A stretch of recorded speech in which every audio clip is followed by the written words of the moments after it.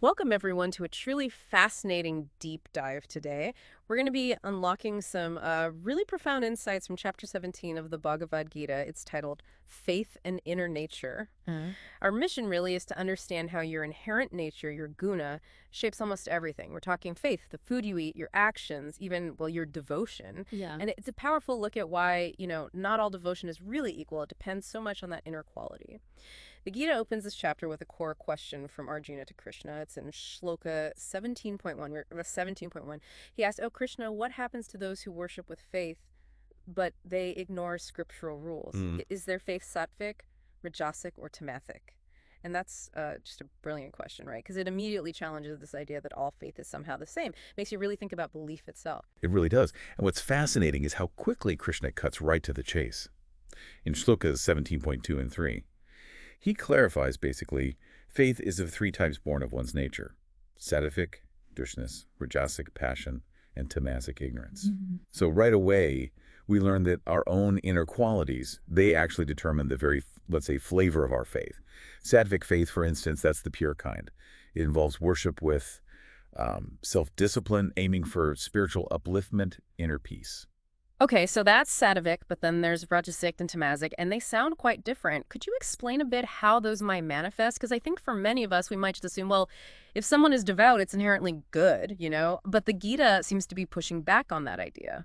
That's such a powerful point because, well, self-deception is easy, isn't it? Rajasic faith is definitely different. It's often driven more by desire, maybe pride, or a need for external validation. You can picture someone performing religious acts largely for show, maybe for personal gain. It lacks that true spiritual depth. And then tamasic faith, that's rooted in delusion.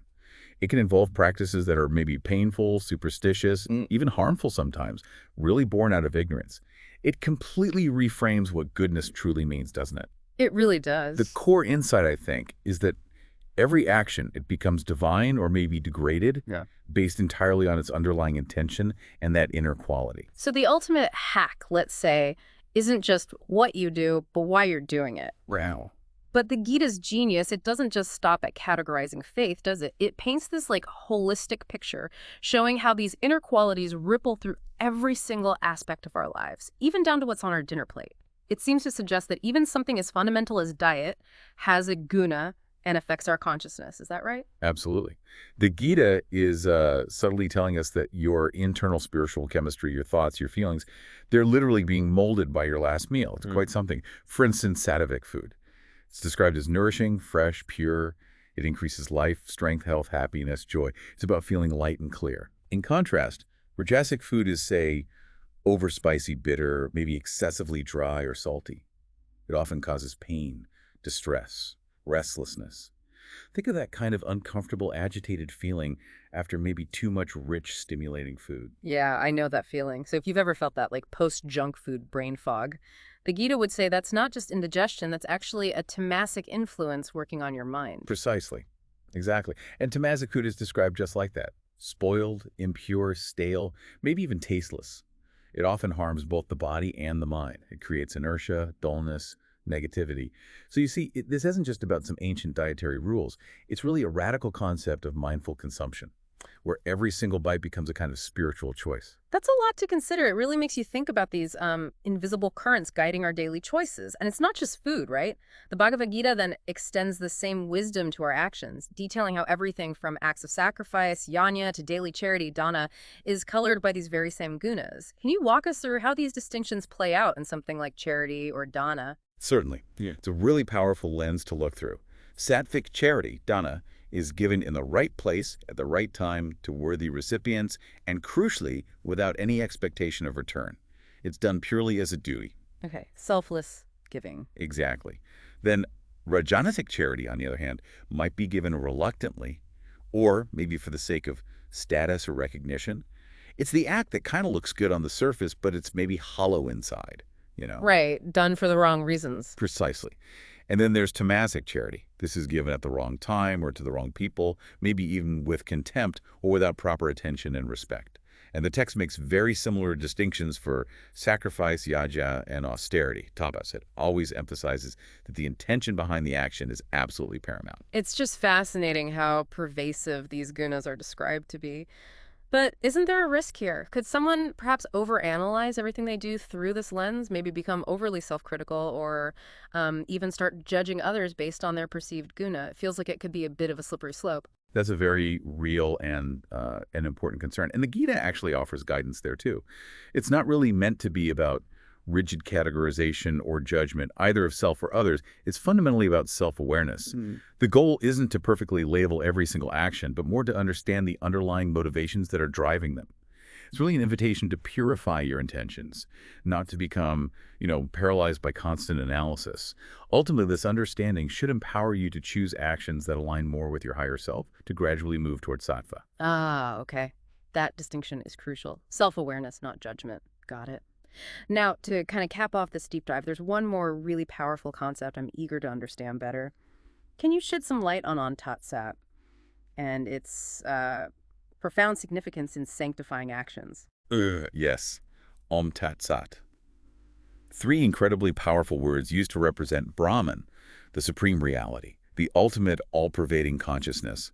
It might seem easy to just dismiss it as, some kind of religious chant, but the Gita reviews it as a profound psychological and spiritual tool. It allows you to reframe any action as sacred. Give me action. Any action. Yeah. Oman represents the absolute, that primordial sound of creation. It's the universal, all-encompassing reality.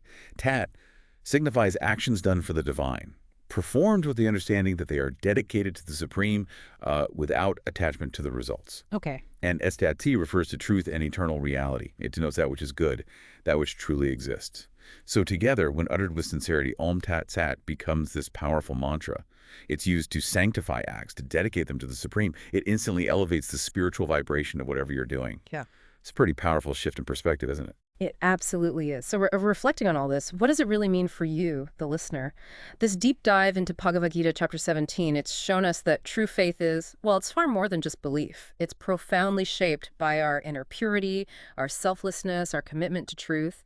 And it manifests not just in, say, spiritual practices, but in every single aspect of our lives. Exactly. We've seen how these qualities, sattva, rajas, and tamas, they really play out everywhere, influencing the very food we choose, the intentions behind our acts of charity, the nature of our sacrifices, our austerities. And remember, even devotion itself can mislead if it's rooted in pride or ignorance, or if it involves harmful practices. The ultimate insight, the hack, as you called it, isn't just what you do, but why you do it. The Gita makes it clear that even the most seemingly virtuous acts, if they're born of ego or ignorance, can ironically bind you more than they liberate you. That's a sobering thought. And we also touched upon that unifying power of Tat Sat, a really timeless way to connect our actions back to the divine, reminding us of the absolute, of acts done for the divine, and of eternal truth.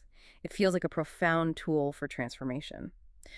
So now something for you to consider. After hearing about these three qualities, sattva, rajas, and tamas, which guna do you feel perhaps most drawn to in your own daily life? Or maybe what quality do you see most reflected in your choices, your actions? And perhaps what tiny adjustment could you maybe make today to shift that balance, even just a little? Yeah, that's the real work. And this whole exploration of our inner nature, it really sets the stage perfectly for our next deep dive. In the final deep dive of this series, Krishna reveals the ultimate secret, essentially the summary of the entire Gita in chapter 18. You really won't want to miss it.